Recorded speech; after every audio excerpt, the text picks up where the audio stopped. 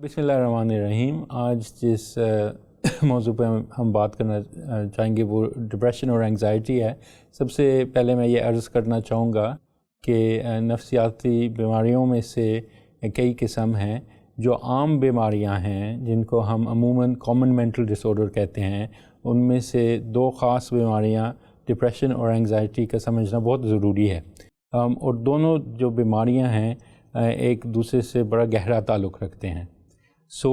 Depression جو ہے عام استعمال میں ہم اس لفظ کو استعمال کرتے ہیں پریشانی سے متعلق، لیکن اصل میں ڈپریشن ایک ایسی پریشانی ہوتی ہے جو رہتی ہے 2 ہفتوں کے لیے کم از کم، اور اس میں کوئی زندگی کا لطف یا مزہ نہیں آتا ہے۔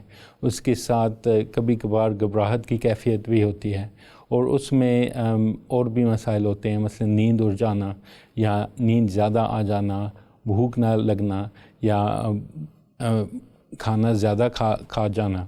اور پھر اس کے ساتھ ساتھ اکثر اوقات خودکشی کے خیالات بھی آتے ہیں، یا تو خودکشی کے پورے اس حد تک نہیں آتے ہیں خیالات، لیکن یہ ایسے آنے لگ جاتے ہیں خیالات کہ زندگی بسرنا نہیں چاہتا ہوں یا چاہتی ہوں۔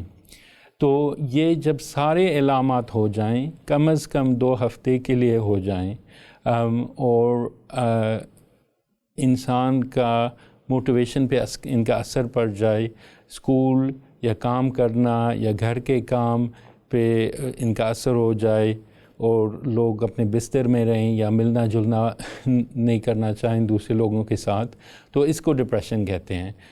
جو عام جو پریشانی ہے اور ڈپریشن میں فرق کرنا بہت ضروری ہے، اس وجہ سے کیونکہ ڈپریشن جو ہے یہ ایک بیماری ہے، اس کا علاج ہو سکتا ہے، اور اگر ہو کسی کا یہ حال تو ضرور اس کا علاج طلب کرنا چاہیے۔ اگر ہلکا سا ہے اس کے آثار تو اکثر لوگ خود کوشش کرتے ہیں شروعات میں کہ اس کا خود علاج کریں۔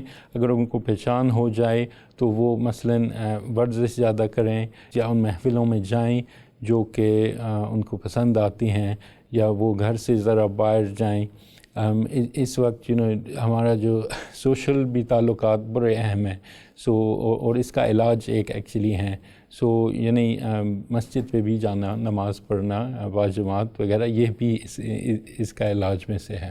اکثر یوں دیکھا جاتا ہے خاص طور اس ملک میں کہ ڈپریشن اور انگزائٹی دونوں تب بڑھتے ہیں جب پوری طرح سے انسان اپنے پریشانی کا اظہار نہیں کر سکتا ہے۔ کوئی بات ہو یا کوئی پریشانی ہو لیکن اس کو دبانا پڑے، تو پھر اس طرح وہ بات آگے بڑھتی چلی جاتی ہے۔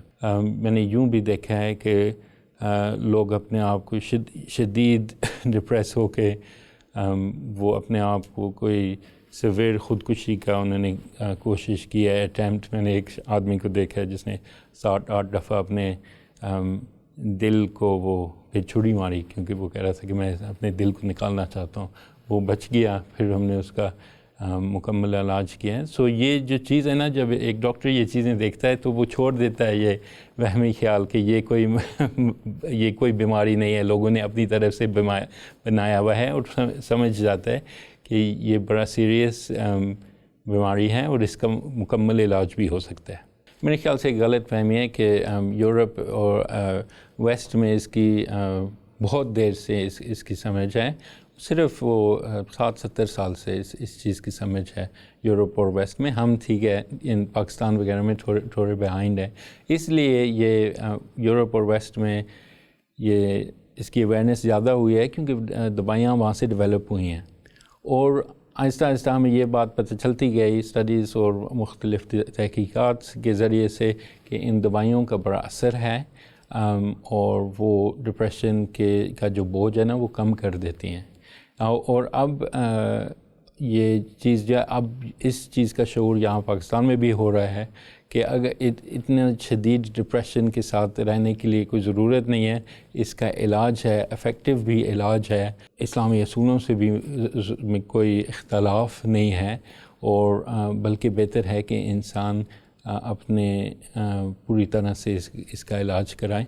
تو انشاءاللہ تعالی جیسے یہ اویئرنیس بڑھتی جائے گی، لوگوں کے وہ ڈپریشن کا بوجھ بھی کم ہوتا جائے گا. جب میں دیکھتا ہوں نا لوگوں کو تو پہلے ڈپریشن کے تو میں ڈائگنوسس کر لیتا ہوں ان علامات سے جو میں نے آپ کو پہلے بتائی ہیں. پھر اس کے ساتھ ساتھ میں یہ سوچتا ہوں کہ یہ مائلڈ، ماڈریٹ یا سیویئر ہے. ہاں، یعنی یہ ہلکا ہے یا اس کا شدید کچھ اثر ہے.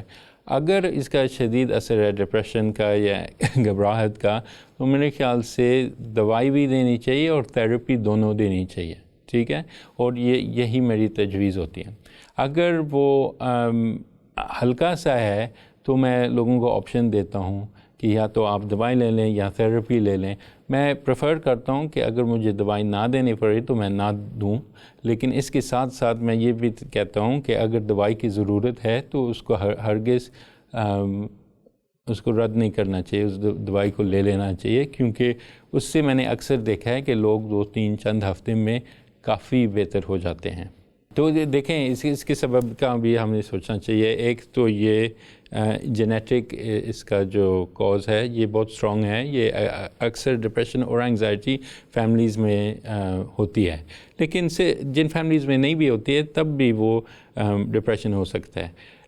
اس کے علاوہ اور بھی کئی وجوہات ہیں ڈپریشن کے. کوئی صدمہ ہو جائے، کسی کی فوتگی ہو جائے، کوئی خاص طور پہ بچپن میں جو ٹراما ہوتا ہے نا وہ زندگی بھر اکثر لوگوں کے ساتھ رہتا ہے.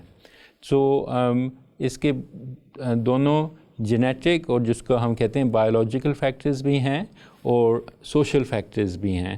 ان دونوں کا ہمیں خاص دیکھنا پڑتا ہے کہ ہسٹری میں کیا کیا ہے موجود. بات یہ ہے کہ اگر ڈپریشن یا انگزائٹی کسی کو ہو جاتا ہے تو یاد رہے کہ اس کا علاج ممکن ہے اور ریکوری ہو جاتی ہے، تو اس کا بلا تاخیر علاج کرائیں.